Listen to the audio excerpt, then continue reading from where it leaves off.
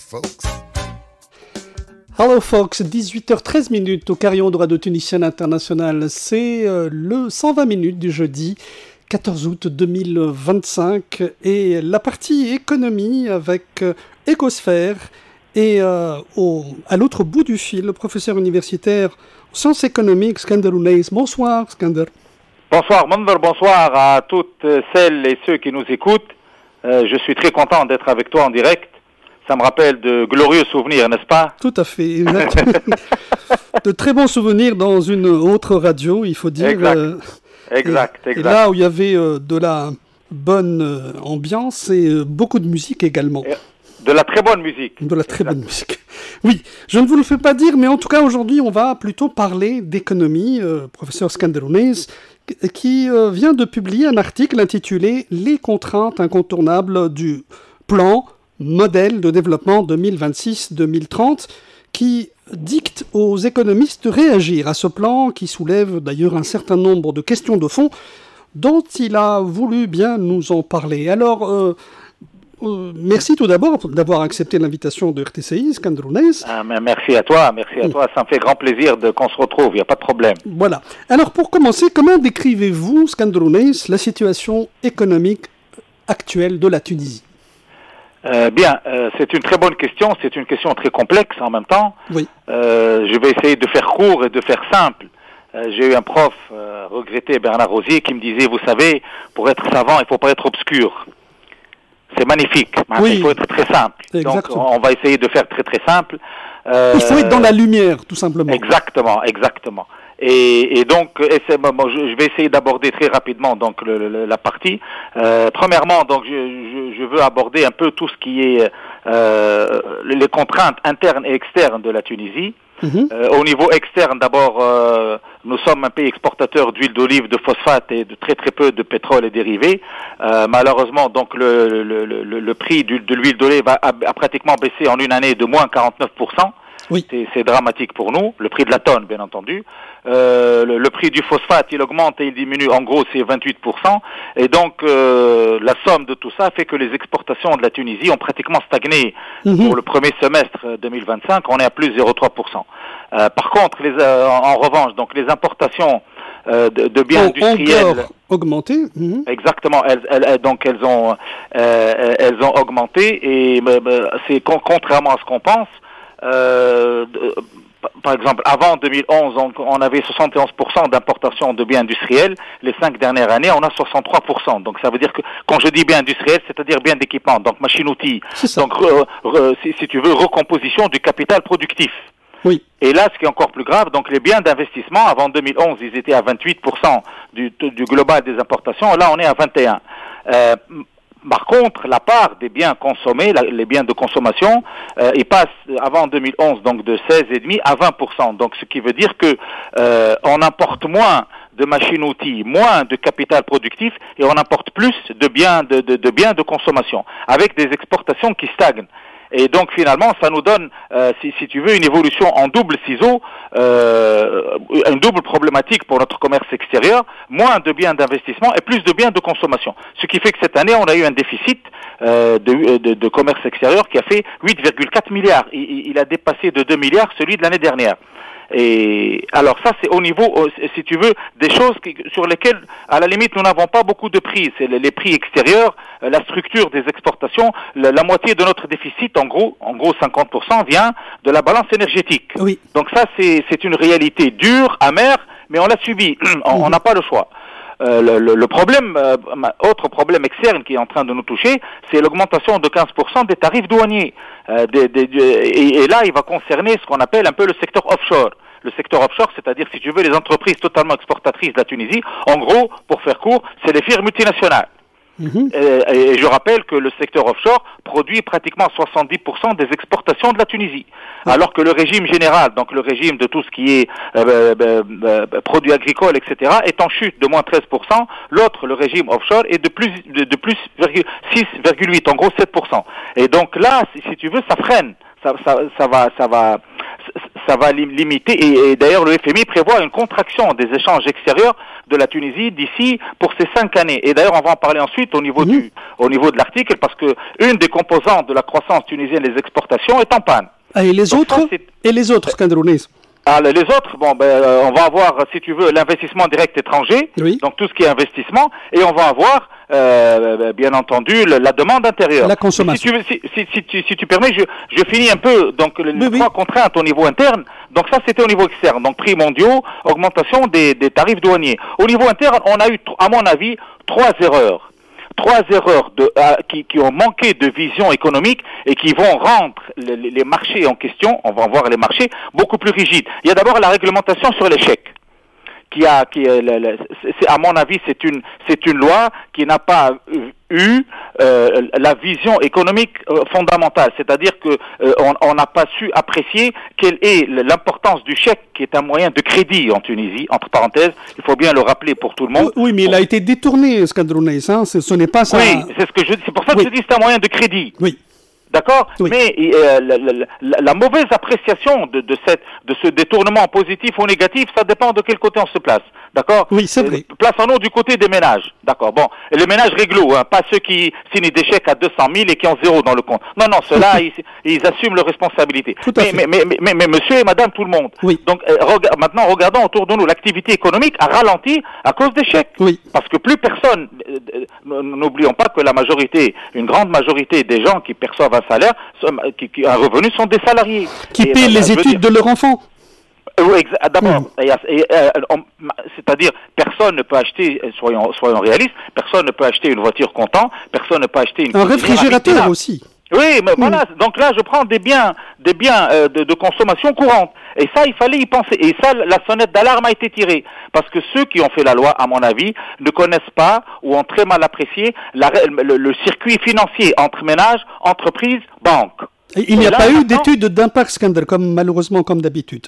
Il n'y a pas eu d'étude d'impact et personne n'a voulu entendre les sonnettes d'alarme. Oui.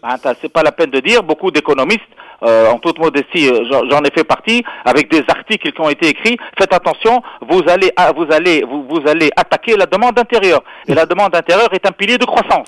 Mais ce n'est pas uniquement au niveau des ménages, c'est aussi au niveau des commerçants, Skander. Au niveau des entreprises, des commerçants, bien sûr. Voilà. Et tu sais que l'échelle finale, maintenant, c'est où? Les gens, j'ai beaucoup d'amis qui ont des PME, qui sont dans l'activité commerciale, ils me disent, maintenant, nous avons un problème de liquidité pour payer le fisc.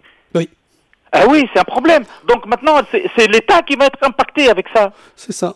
Et qu'est-ce qu'on fait maintenant? Et il faut réfléchir. Est-ce que le fisc peut accepter, je ne sais pas comment ça se passe, est-ce que le fisc peut accepter un report d'échéance ou un étalement? C'est à discuter. Donc ça, c'est le premier point. Deuxième point, et à mon avis encore grave, la réglementation sur le marché du travail, la sous-traitance. Elle a rendu le marché du travail beaucoup plus rigide. Oui. Aujourd'hui, il y a une vidéo qui a circulé, Tataouine, le secteur pétrolier a licencié en masse. Oui. Bien sûr, c'est vrai qu'il y avait une iniquité. C'est-à-dire que les sociétés qui embauchaient du monde, qui servaient d'intermédiaires, en gros, on m'a donné un peu les chiffres, pour quelqu'un qui touche le SMIC, la société touchait entre 700 et 800 dinars. Oui, ce n'est pas normal. Voilà. C'est là où il fallait attaquer. C'est là, je veux dire attaquer, je veux dire pas dans le sens négatif, mais c'est là où il fallait remédier. C'est-à-dire, il est anormal que quand quelqu'un qui vient d'être embauché pour une période déterminée touche le SMIC ou un peu plus, la société qui lui a permis de trouver le contrat touche le double, ou pratiquement une fois et demie. C'est pas normal. Oui. Mais pas supprimer totalement ce volet du marché du travail. Et maintenant, qu'est-ce qui se passe? Les gens ont un problème, parce que soit vous le rentrez, vous l'intégrez, vous payez la CNSS et il devient titulaire, soit vous l'éjectez. Qu'est-ce qu'elles vont faire, les sociétés? Elles les ont éjectés, tout simplement. Oui. Et on va se retrouver avec une augmentation du chômage. Et qui est déjà à des niveaux très importants. Qui est déjà, on est à pratiquement 15%. Bon, l'INS dit que 15,7. L'INS dit que le chômage s'améliore. Oui, le chômage s'améliore pour les femmes, pas pour les hommes. D'accord? Parce que les femmes, en général, sont plus éduquées que les hommes. Oui. Ça, c'est le premier point. Et donc ça, c'était le deuxième point, la réglementation sur le marché du travail. Et enfin, un dernier point sur lequel on va revenir certainement après, la politique monétaire de la Banque centrale qui finance le déficit courant de l'État. C'est-à-dire que le déficit courant, je rappelle, c'est la balance des services et balance commerciale. Donc c'est des devises, si tu veux. Et là, on a pompé 4,2 milliards pour financer le déficit courant, qui a augmenté par rapport à 2024 de 103%. Donc il a doublé. Oui, mais quand on pompe sur les réserves de change, mon ami, et tous ceux qui nous écoutent comprendront la logique. Quand vous pompez sur le matelas des réserves de change, premièrement, vous diminuez les réserves de change, donc vous diminuez tout ce qui est importation, etc. Et donc là, ça va nous faire une situation cornélienne pour l'importation. Qu'est-ce qu'on va importer, qu'est-ce qu'on va pas importer? Et puis deuxièmement, vous touchez le matelas de sécurité du dinar. Oui. Et le dinar risque d'être impacté. Et on a le même problème pour le système bancaire tunisien. Les crédits à l'État, les fameux BTA, les bons du Trésor assimilés, entre 2020 et 2025, les crédits à l'État ont pratiquement doublé. On passe de 16% à 32%, on passe de 16% à 32%. Mais je veux dire, c'est pas normal. Oui. Et bien entendu, quand vous doublez les crédits à l'État, c'est une ponction, c'est un effet d'éviction que vous faites sur les crédits à l'économie. C'est ce qu'on constate. Les crédits à l'économie baissent. Oui. Alors que c'est le contraire qui devrait être. On a vu les bilans semestriels des banques et c'est vrai, c'est clair et net que ça stagne pour ne pas dire que ça baisse.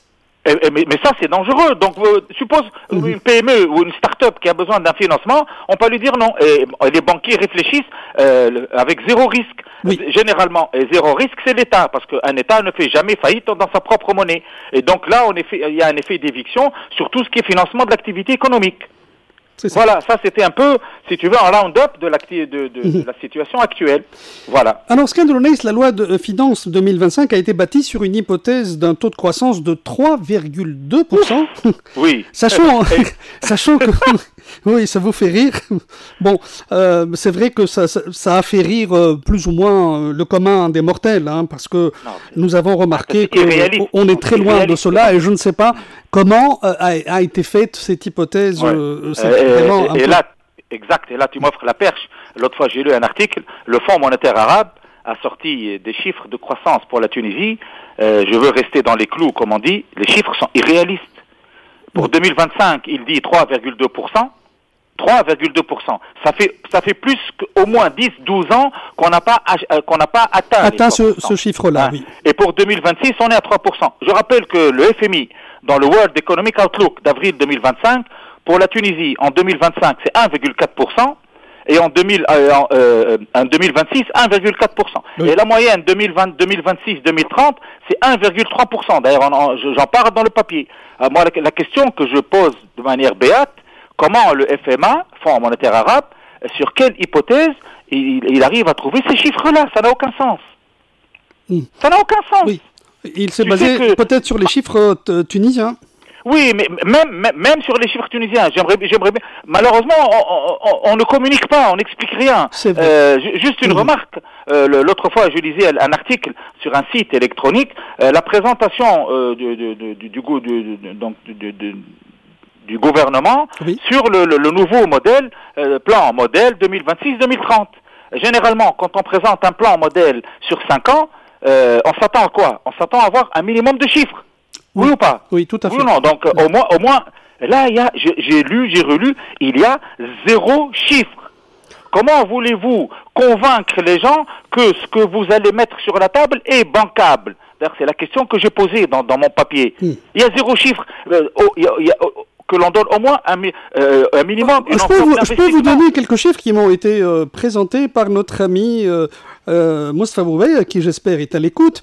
Par exemple, le plan de la région de Kasserine, il y a 2000 projets locaux et 100 projets régionaux d'un coût estimé à près de 10 milliards de dollars, soit 12% du budget de l'État.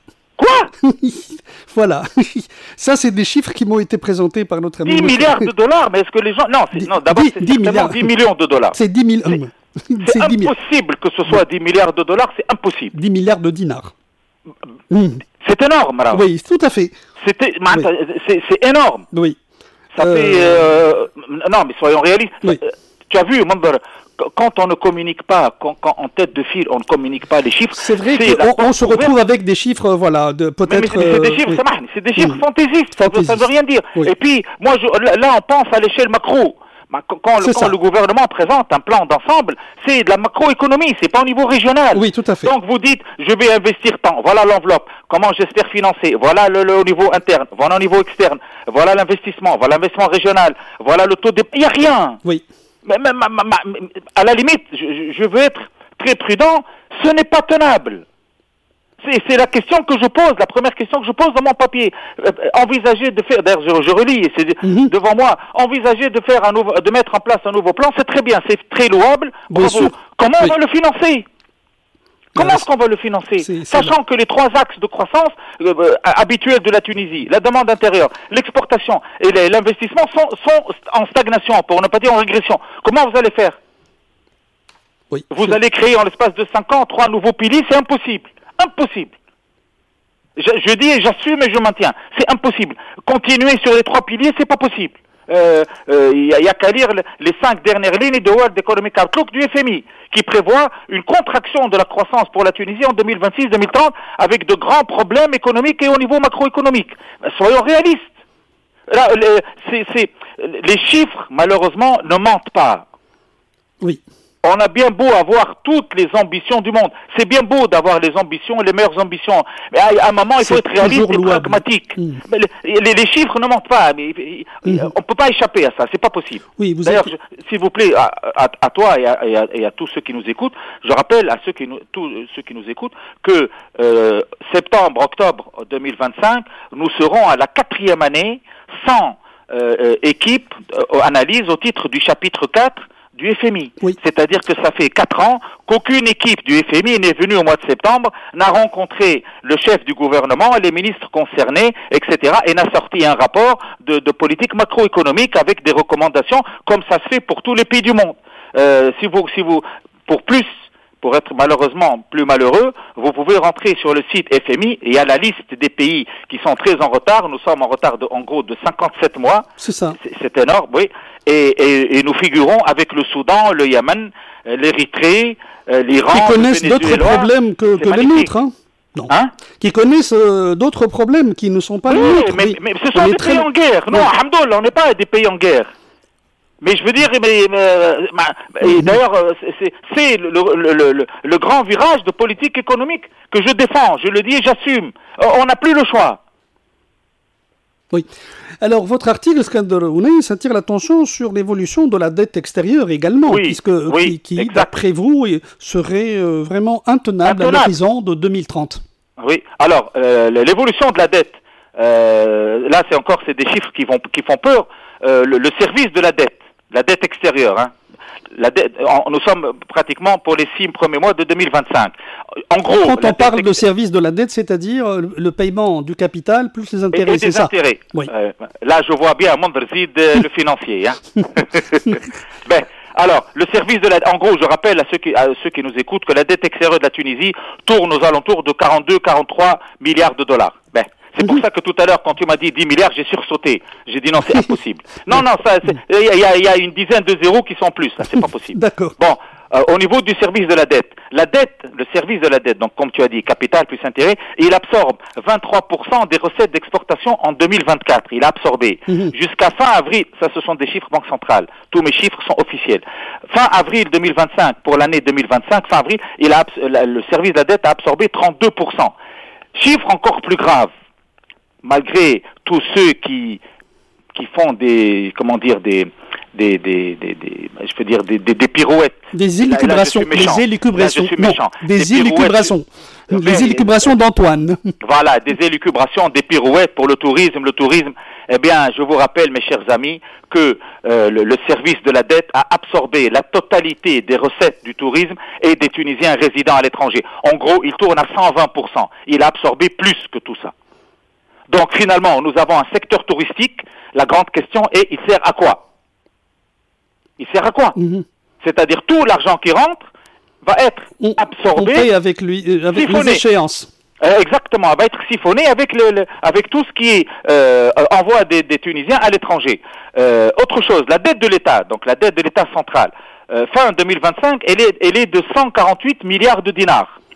Actuellement, elle tourne à 80%, elle représente 80% du PIB. Du PIB. Tu sais qu'elle a doublé en l'espace de 8 ans. Oui, je sais. C'est fou. Et en 2030, cette dette de l'État va être à 91%, ce qui est une catastrophe. Je rappelle à celles et ceux qui nous écoutent, et toi tu es certainement au courant, ça, nous sommes en train de payer très cher une erreur de diagnostic macroéconomique par les pseudo-économistes qui ont tenu le pays en 2012. En 2012, ils ont cru que c'était un choc de demande. Donc, qu'est-ce qu'ils ont fait? Ils ont augmenté les salaires, etc., pour exercer un effet, si tu veux, d'attraction sur la demande, pour que la demande puisse faire repartir la machine économique. Ils se sont apparemment totalement gourés. Alors que c'était un choc d'offres. On a été une dizaine à hurler au loup sur tous les toits, y compris le professeur qui était avec nous, qui est un professeur à l'université de Washington, etc. On a tous hurlé, faites attention, c'est un choc d'offres. Il faut agir du côté des entreprises. Personne n'a voulu écouter. La dette de l'État a explosé à cause de ça. Et nous sommes en train de le payer maintenant. Voilà. C'est clair. Alors, maintenant, si tu veux, donc je passe à la situation. Est-ce que tu as une question à me poser? Non, c'est bon. Là, peut-être qu'on va arriver un peu au papier, si tu veux. Au papier, oui, bien sûr. Mais, là, au papier, qui vient de paraître dans un magazine tunisien. Oui. Oui. Est-ce qu'on peut le dire ou pas? Oui, je pense. Mais il a été publié par les leaders. Puisque donc, ce samedi. C'est ça. Oui. Donc le samedi dernier, donc il y a pratiquement une semaine. Donc dans ce papier, moi je les remercie d'abord de l'avoir publié. Oui, c'est ça en fait. Ils font un travail là, c'est clair. Voilà. Et là, un bon travail. Exact. Donc là, je reviens dans cet article. Moi, je dis voilà, nous sommes en train, nous avons les trois piliers de croissance de la Tunisie qui sont en panne, qui est la consommation intérieure, l'investissement et les exportations. Oui. La consommation intérieure, la demande intérieure a reculé de 1,5%. Au deuxième trimestre 2025. Le taux d'investissement, l'investissement, on prend généralement le taux d'investissement, c'est-à-dire le rapport entre l'investissement et le produit intérieur brut. Pour l'année 2024, il est le plus faible depuis 30 ans. Depuis 30 ans. Avec 9,4%. Je rappelle aux gens qui nous écoutent, je dois donner quelques chiffres pour montrer la dégringolade dangereuse du taux d'investissement. Oui. Dans la décennie 80-89, on était à 27%. C'est-à-dire 3 fois plus. Oui, 27%. La décennie 90-99, 25%. 2000, à partir de là, on a commencé à régresser un peu. Donc là, les statistiques sont le forum Ibn Khaldoun pour l'économie. Vous retrouverez le tableau très facilement. Alors 2000-2009, on est à 23%. 2010-2019, 20,5%. En 2025, on est à 10,7. Là, mes chiffres sont World Economic Outlook. Et en 2030, ce sera le chiffre le plus bas jamais enregistré par la Tunisie. 9,4%. Les pays du Maghreb, Algérie, Maroc, Libye, taux, tu sais à combien? 30%. Là, donc nous, on est pratiquement le tiers de ce que vont investir les pays du Maghreb. Bon, je fais sortir l'Algérie. Pétrole et gaz, c'est facile d'investir. Mais il y a le Maroc, il y a la Libye. Bon, la Libye aussi. La Libye, c'est pétrole aussi. Prenons le Maroc, quand même 30%. Le Maroc, ils vont tourner à 25, entre 25 et 27. C'est énorme. Nous, on va tourner à 9%. Sans investissement, il ne peut pas y avoir de croissance. Je rappelle aux gens qui nous écoutent, pour que la Tunisie arrive à rembourser ses dettes sans emprunt, nous devons faire un taux de croissance supérieur ou égal à 5%. Oui. C'est du rêve. Avant, on faisait du 5%. Maintenant, quand on me dit, le Fonds monétaire arabe dit 3%, moi, ça me fait rire. Ça me fait rire tristement. Je dis, c'est impossible. Je souhaiterais, mais c'est impossible. Et bien entendu, quand on garde une moyenne de croissance de 1,3%, comme je le dis dans le papier, sur la période 2026-2030, c'est ce qui se passe maintenant. On est en train d'emprunter pour rembourser notre dette. Et donc la dette de l'État augmente et la dette extérieure augmente. Et ainsi de suite. Donc je reviens, si tu veux, au papier. Donc le taux d'investissement qui est très bas. Et dernier point, donc nous avons les exportations exactement qui stagnent. Donc nous avons les exportations sur les trois dernières années, sur l'année donc 2023, 2024, 2025, le taux dans le PIB passe de 26 à pratiquement 24. Donc nous avons les trois piliers de croissance qui baissent. Et donc là, je dis, mettre en place un nouveau modèle de développement, c'est très bien, mais nous avons les trois variables de croissance qui sont en panne. Sur quoi, comment est-ce qu'on va le financer et sur quoi on va s'appuyer?